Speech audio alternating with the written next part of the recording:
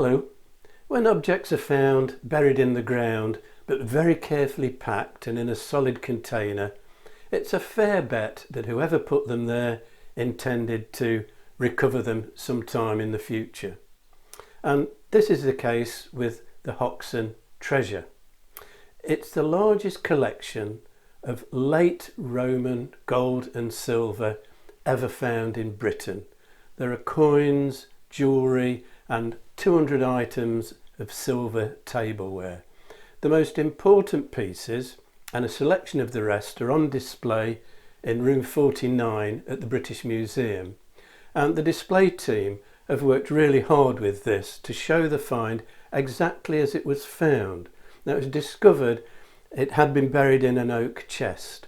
Now, the oak had decomposed largely, but it had left the hinges and the locks. And what they've done at the British Museum is to show this now in a perspex container, so you can see exactly how it was found. It's a good reconstruction. The coins date the hoard to after AD 407.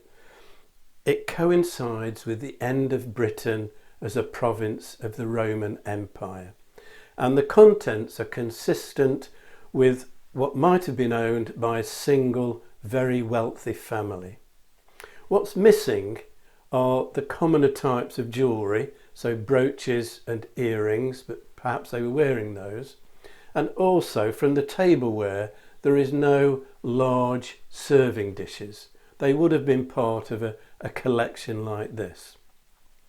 Now, the discovery was made on a farm near the village of Hoxne. It's about 5 miles from Diss in Suffolk. And the farmer had lost his hammer, and he asked a friend to come along with his metal detector to see if he could find it. He didn't find the hammer, he found the Hoxne hoard, and as soon as he discovered it, he stopped digging and he reported his find. Now, this is important. Prompt reporting enabled Suffolk Archaeology Unit to excavate in situ and establish the context. A wider search of the area found that 1 or 2 coins had been spread by ploughing, but that everything had been originally buried in one place. There were no signs of settlement. They did find the hammer. There was also a post hole in the corner of the burial site, so maybe some sort of marker to locate the site had been set up at the time that it was buried. Everything was very tidily packed within the chest. The bowls were inside each other, silver spoons were all carefully nested. Some of the smaller items had been packed in wooden boxes, cherry wood and yew. Other items wrapped in cloth or packed in hay. The most important gold item in the hoard is a body chain. Looks like this. It's made up of 4 chains, and they're composed of, it's called loop-in-loop technique. Modern jewellers call it foxtail. And they attach at the front by lion head terminals to a plaque, and at the back to a plaque that contains a coin of the Emperor Gratian. Now, Gratian reigned from 375 to 383. The plaque at the front has got amethysts and garnets. There's some empty cells. They probably contain gems, perhaps pearls. And it would have fitted a slender lady, perhaps a sort of a size 8, if she wore it tightly. Now, we do get depictions of chains of this type in Roman art. This is from Pompeii. You also find them on depictions of nymphs, and sometimes the goddess Venus is wearing one. And often examples have an erotic context, but they were worn by respectable Roman women as well. Now, also in the hoard, there were 6 necklaces, 3 rings and 19 bracelets. One of the necklaces features the same lion-headed terminals that are on the body chain. Another one has stylised dolphins, and the other 4 are plainer, but they're all in this loop-in-loop technique. And one of them has a chi rho, a Christian symbol. the only Christian symbol on the jewellery. We do find some on the tableware. The 3 rings, all of a similar design, and all had their gems removed. Among the 19 bracelets were 3 that were in matching sets of 4. Matching sets of 4 bracelets are rare. So were these worn 2 on each arm, or perhaps they were shared between 2 close relatives, perhaps twins. Another 5 of the bracelets have hunting scenes. And in addition to coins and jewellery, 98 silver spoons, 4 silver bowls, a silver beaker, a silver vase and 4 pepper pots. The finest is known as the Empress. You can see her on the right here, and she is gilded and very finely detailed. You can see her hair and her jewellery and her clothing, very carefully represented. She is also holding a scroll in her left hand, so she is an educated lady. Now, we call all of these type of things pepper pots. There's a mechanism at the bottom which revolves and rotates and opens up to let the seeds within dispense.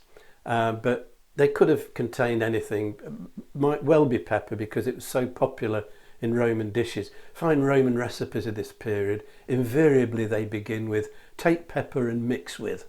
But it could have held poppy seeds, coriander, fennel, dill, any of those. The spoons include 51 cochlearia. Now these are quite shallow bowls with a long handle and a spike on the end. What are they used for? Well, you can pierce your egg or pick up pieces of food. The Romans don't use forks. There are also some spoons which are known as signi. They have this sort of bird-shaped handle. These are rarer and shorter, and there are about 20 larger spoons and ladles and strainers. Some of the spoons are decorated with various animals, dolphins, mythological creatures, but this one has got another Christian key rose symbol.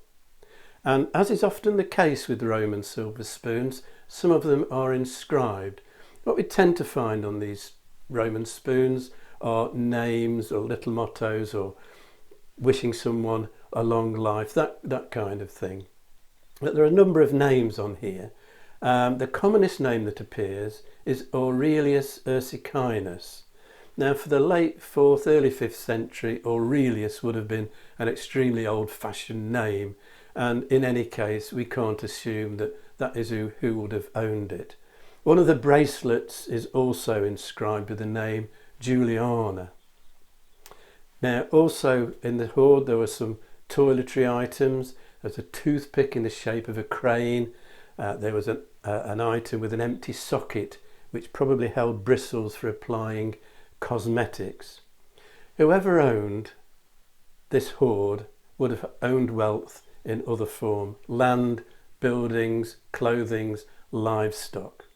But we will probably never know who owned the Hoxne hoard.